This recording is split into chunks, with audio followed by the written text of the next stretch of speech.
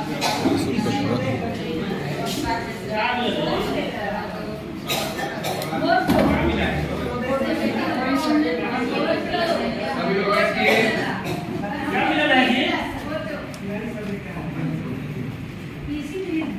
लोग बैठ जाइए।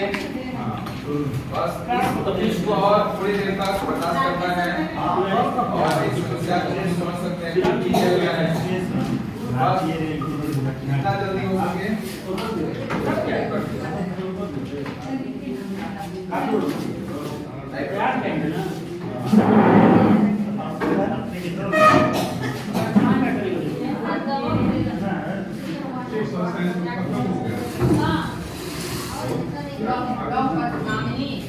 देखिए वैयक्तिक भिन्नताएं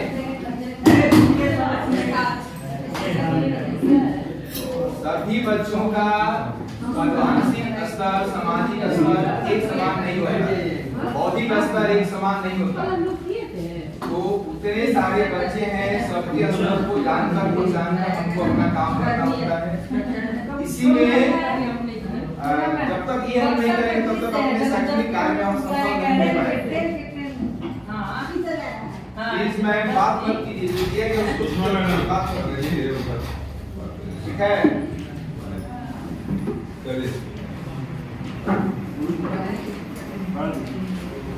तो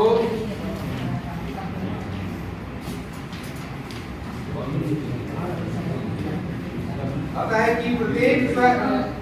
कि प्रत्येक प्राणी अपने जन्म से ही विशेष शक्तियों को लेकर जन्म लेता है।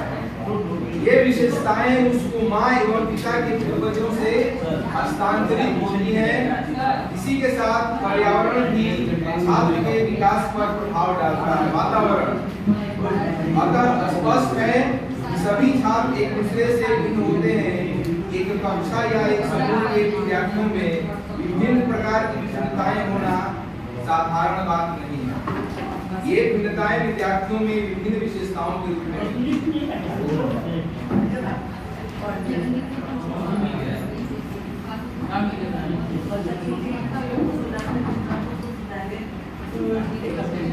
वैयक्तिक भिन्नता का अर्थ क्या है?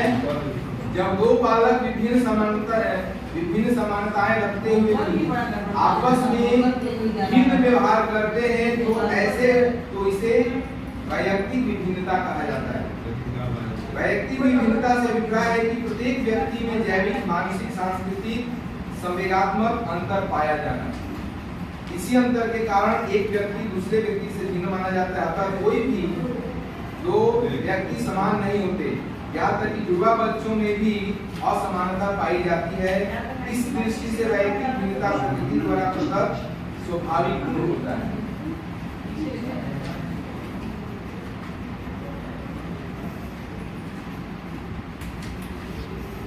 वैयक्तिक विभिन्नता के प्रभावी कारण पहला है वंशानुक्रम, हेरिडिटरी जिसको बोलते हैं। वंशानुक्रम में वे सभी जीन सम्मिलित होते हैं जो एक बालक उसके माता पिता से गर्भाधारण के समय प्राप्त होते हैं। वंशानुक्रम एक प्रकार का वंश परंपरागत शक्ति है जिसके द्वारा माता पिता और पूर्वजों के गुण नव निर्मित शिशु में हस्तांतरित होते हैं। इसमें शारीरिक, मानसिक दोनों प्रकार के गुणों का हस्तांतरण होता है। हम सबका जीवन एक ही प्रकार से प्रारंभ होता है, फिर भी इसका क्या कारण है? जैसे जैसे हम बड़े होते हैं हम लोगों में अंतर होता है। इसका एक ही उत्तर है कि हम सबका वंशानुक्रम भिन्न है।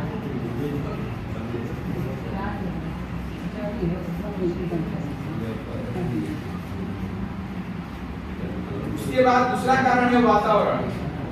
जैसे इससे पहले राकेश सर ने चर्चा किया कि वातावरण बच्चों के बोलचाल, स्वभाव, हर चीज पर बहुत बड़ा प्रभाव डालता है। वैयक्तिक विभिन्नताओं का दूसरा महत्वपूर्ण कारण है वातावरण। मनोवैज्ञानिकों का तर्क है कि व्यक्ति जिस प्रकार के सामाजिक वातावरण में निवास करता है उसी के अनुरूप उसका व्यवहार, रहन सहन, आचार विचार आदि होते हैं।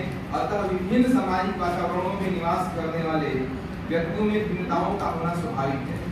यही बात भौतिक और सांस्कृतिक वातावरण के विषय में भी कही जा सकती है। वातावरण कारक का शारीरिक और मानसिक विकास दोनों ही क्षेत्रों में प्रभाव है। उपयुक्त वातावरण के अभाव में शारीरिक और मानसिक योग्यताओं को सामान्य विकास संभव नहीं है। अतः कहा जा सकता है कि उपयुक्त वातावरण के अभाव में वंशानुक्रम द्वारा प्रदान की हुई विशेषताओं को सामान्य विकास संभव नहीं है। यानी कि वातावरण ही आपके हमारे बच्चों के बच्चे पढ़ रहे होते हैं, उनके स्वभाव व्यवहार पर बहुत बड़ा प्रभाव डालता है।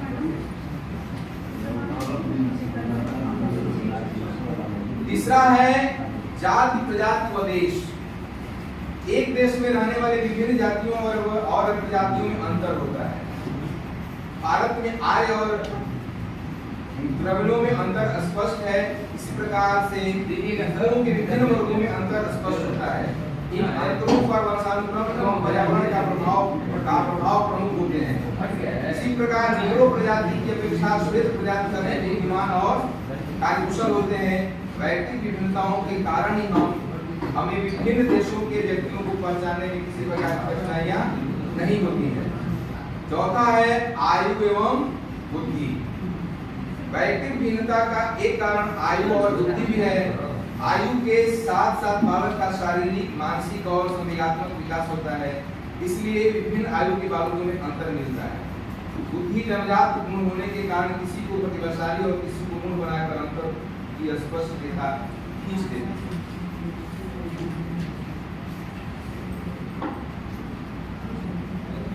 उसके बाद है शिक्षा और आर्थिक दशा। आप अपने बच्चे को, क्लास में पढ़े बच्चे को जिस तरह की शिक्षा देंगे, जिस तरह की परवरिश देंगे, और उसमें आज के समय में आर्थिक स्थिति भी बहुत बड़ा कारण है। क्योंकि आपके पास योग्यता है लेकिन आर्थिक स्थिति वैसी नहीं है, तो मन चाहे स्कूल में, कॉलेज में अपने बच्चे की दाखिला नहीं करा सकते। लिंग भेद। वैयक्तिक भिन्नता का एक महत्वपूर्ण कारक है लिंग भेद की। इस भेद के कारण बालक और बालिकाओं की शारीरिक बनावट, संवेगात्मक विकास की कार्यक्षमता में अंतर मिलता है। स्किनर का विचार है कि बालिकाओं में स्मृति योग्यता अधिक तथा बालकों में शारीरिक कार्य करने की क्षमता अधिक होती है। बालक गणित और विज्ञान में बालिकाओं से आगे होते हैं, जबकि बालिकाएं भाषा और सुंदर हस्तलेख में बालकों से आगे होती हैं। बालकों पर स्वभाव का कम प्रभाव पड़ता है, पर बालिकाओं पर अधिक।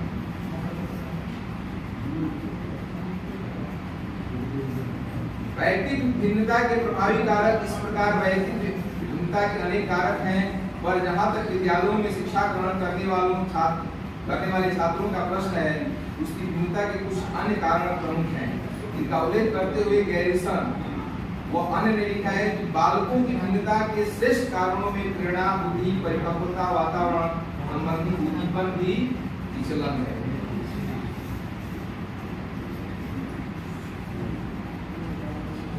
वैयक्तिक विभिन्नता का महत्व।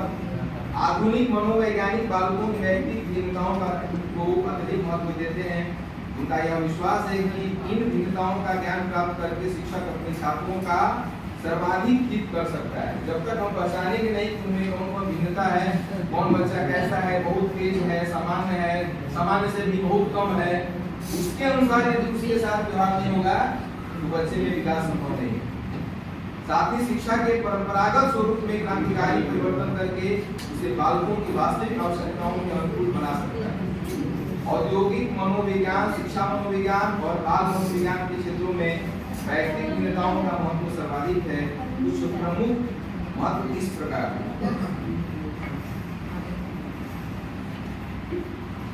व्यक्तियों के वर्गीकरण में वैयक्तिक भिन्नताओं का ज्ञान आवश्यक है। यह वर्गीकरण विद्यालय में विद्यार्थियों का हो सकता है।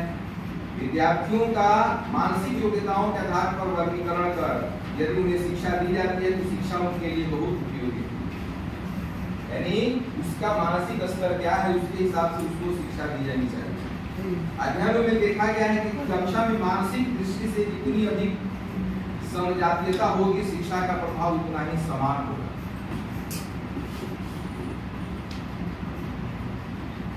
एक ही कक्षा के बालकों की रुचियां, अभिवृत्तियों एवं मानसिक योग्यताओं में अंतर होने के कारण पाठ्यक्रम का विभिन्नीकरण अत्यंत आवश्यक है। सबको अपनी रुचियों, योग्यताओं और इच्छाओं के अनुसार विषयों के चयन में छूट होनी चाहिए। यानी कोई बाध्यता नहीं कि तुमको ये सब्जेक्ट ही पढ़ना है, उनको इसी कोर्स में जाना है, ऐसी कोई बात नहीं होनी चाहिए। बच्चों के विवेक पर छोड़िए कि वह किस क्षेत्र में जाना चाहता है, कौन सा सब्जेक्ट पढ़ना चाहता है। व्यक्तिगत भेदों के कारण सब बालकों में समान कार्य की समान मात्रा पूर्ण करने की क्षमता नहीं होती। अतः गृह कार्य देते समय बालकों की क्षमताओं और योग्यताओं का पूर्ण ध्यान रखना आवश्यक है। उसका स्तर के हिसाब से होमवर्क का असाइनमेंट दिया जाना चाहिए। वैयक्तिक भिन्नताएं लिंग भेद के कारण भी पाई जाती है, जिससे बालक बालिकाओं की रुचियों, क्षमताओं, योग्यताओं, आवश्यकताओं आदि में अंतर होता है। जैसे जैसे वह बड़े होते हैं वैसे वैसे अंतर अधिक स्पष्ट होता है। अतः प्राथमिक कक्षाओं में उनके लिए समान पाठ विषय हो सकते हैं, परंतु माध्यमिक कक्षाओं में इन विषयों में अंतर का स्पष्ट रेखा का खींचा जाना आवश्यक है। शिक्षक और माता पिता अपने अंतरों को ध्यान में रखकर बालक बालिकाओं की सिखाना या प्रशिक्षण देना चाहिए।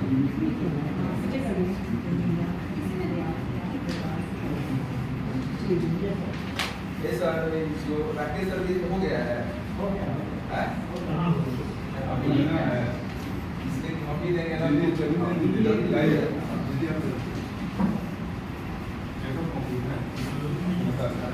और इसको छूटा नहीं ना किसी का बाकी नहीं। शिक्षक के लिए अनिवार्य, शिक्षक के लिए जरूरी क्या है, क्योंकि शिक्षा के द्वारा ही बालक का सर्वांगीण विकास संपन्न होता है। अतः प्रत्येक बालक की शिक्षा का व्यवस्था भी अलग अलग ढंग से होनी चाहिए, लेकिन प्रायः एक जैसा ही समझकर शिक्षा दिया जाता है, जो अपने आप में एक बहुत बड़ी विडंबना है। इस समस्या से निपटने के लिए यदि शिक्षक अपने ज्ञान एवं विवेक के आधार पर प्रयास करता है, लेकिन वह अपनी सीमाओं के कारण प्राय इसमें सफल नहीं हो पाता। अतः शिक्षकों को व्यक्तिगत भेदों का ज्ञान होना तो आवश्यक है ही, साथ ही तदनुसार शिक्षा व्यवस्था एवं शिक्षण पद्धति में भी परिवर्तन आवश्यक होता है। इसलिए शैक्षिक दृष्टिकोण से व्यक्तिगत भिन्नता महत्वपूर्ण होती है। अतः इसे ध्यान रखते हुए बालक के सर्वांगीण विकास हेतु शिक्षा व्यवस्था में परिवर्तन होने चाहिए। कक्षा विभाजन की नवीन व्यवस्था। विद्यालयों में एक ही शिक्षा में प्रवेश लेने वाले विद्यार्थियों में आयु के अंतर के साथ साथ शारीरिक, मानसिक एवं संवेगात्मक अंतर भी होता है। अतः इनकी भिन्नताओं के अनुसार समान समूहों में विभाजन किया जाना चाहिए। इनमें सबसे अधिक उपयुक्त होता है मानसिक स्तर के आधार पर विभाजन। एक ही कक्षा के श्रेष्ठ सामान्य योग्यता वाले बालकों को अलग अलग वर्ग बनाकर उनके शिक्षण की व्यवस्था करनी चाहिए। कक्षा का सीमित आकार। किसी भी कक्षा में विद्यार्थियों की संख्या उतनी ही होनी चाहिए जिनसे शिक्षा सुविधाजनक ढंग से व्यक्तिगत संपर्क रख सके तथा उनकी व्यक्तिगत भिन्नताओं के आधार पर उनकी शैक्षिक आवश्यकताओं की पूर्ति कर सके। परंपरागत ढंग की कक्षा में 40 से 60 तक विद्यार्थी होते हैं। अतः ऐसी कक्षा में शिक्षक रैपर भिन्नता को ध्यान में रखकर शिक्षण नहीं कर सकता।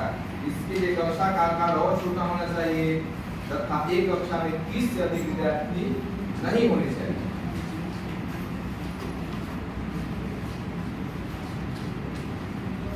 व्यक्तिगत शिक्षण की व्यवस्था। कक्षा शिक्षण सामान्य विद्यार्थियों को ध्यान में रखकर ही किया जा सकता है तथा उन्हीं के लिए अधिक उपयोगी भी होता है। विशिष्ट प्रतिभा वाले तथा अत्यधिक पिछड़े हुए बालकों के लिए अलग से व्यक्तिगत शिक्षण की व्यवस्था होनी चाहिए, जिससे उन्हें अनेक मानसिक योग्यता के अनुसार आगे बढ़ने का अवसर प्रदान किया जा सके। लिंग भेद के अनुसार शिक्षा में बालकों एवं बालिकाओं के विकास, रुचियों एवं क्षमताओं में अंतर होता है। साथ ही उनके कार्यक्षेत्र में भी बहुत बड़ा अंतर होता है। अतः उनके पाठ्यक्रमों में अंतर होना चाहिए। लड़कियों की शिक्षा व्यवस्था एवं पाठ्यक्रम उनकी आवश्यकता को पूर्ति करने वाला होना चाहिए।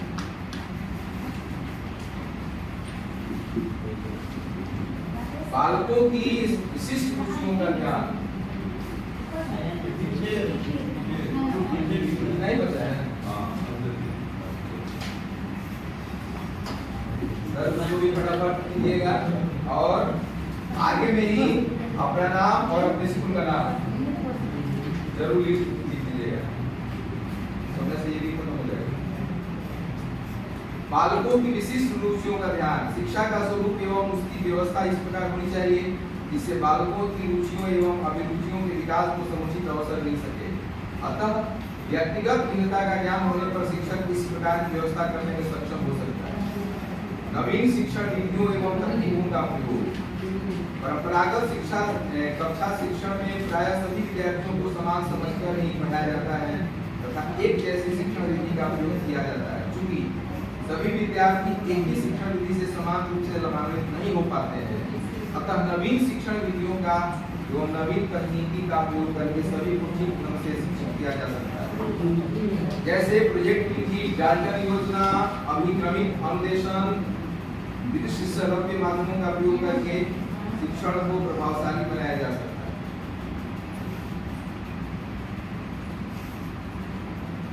विद्यार्थियों के अनुसार भूमिका। व्यक्तिगत भिन्नताओं के कारण सभी विद्यार्थियों को उतनी ही समय में समान कार्य करने की क्षमता नहीं होती, इसलिए सभी बालकों को एक जैसा गृह कार्य दिया जाना उचित नहीं होता। अतः गृह कार्य देते समय शिक्षकों को विद्यार्थियों की मानसिक और शारीरिक क्षमता के अनुसार ही देना चाहिए। पाठ्यक्रम में लचीलापन एवं विभिन्नता। बालकों की रुचियों, अभिवृत्तियों, योग्यताओं तथा आकांक्षा स्तर में अंतर होता है। कुछ बालक गणित एवं विज्ञान में रुचि रखते हैं, कुछ कला, संगीत एवं साहित्य में। अतः सभी बालकों के लिए एक जैसा पाठ्यक्रम उपयुक्त नहीं होता, इसलिए पाठ्यक्रम में लचीलापन एवं विभिन्नता होनी चाहिए। शारीरिक दोषों के प्रति ध्यान। यद्यपि विकलांग बालकों की शिक्षा की अलग से व्यवस्था की जाती है, किंतु साधारण दोषों वाले विद्यार्थियों के लिए वे उपयुक्त नहीं होते हैं। लूले, लंगड़े, कम सुनने तथा देखने वाले विद्यार्थियों की शिक्षण व्यवस्था सामान्य विद्यालयों में की जाती है। अतः शिक्षकों को ऐसे बालकों का विशेष ध्यान रखना चाहिए तथा उनके लिए उचित व्यवस्था होनी चाहिए।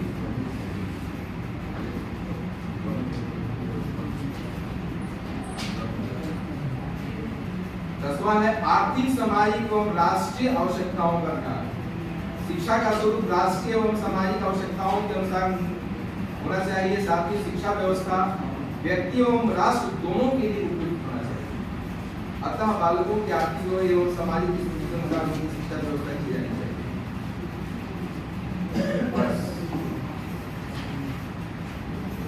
धन्यवाद। इस भीषण गर्मी को देखते हुए समायोजन किया गया और इसीलिए क्वेश्चन पेपर दे गया। जितना जल्दी आप उसको कर लेंगे उतने जल्दी छुट्टी की जाए। हो गया खत्म। और एक कल के लिए रिक्वेस्ट है आप सभी मित्रों से कि कल उपसर्ग और प्रत्यय पर टीएलएम के माध्यम से मेरा टॉपिक है, उसमें वाचना कम, टीएलएम का प्रयोग ज्यादा। एक या दो चैप्टर पर लाइएगा। एक पेपर पर उपसर्ग का, दूसरे पर प्रत्यय का, एक टीएलएम इतना जल्दी बना दीजिएगा।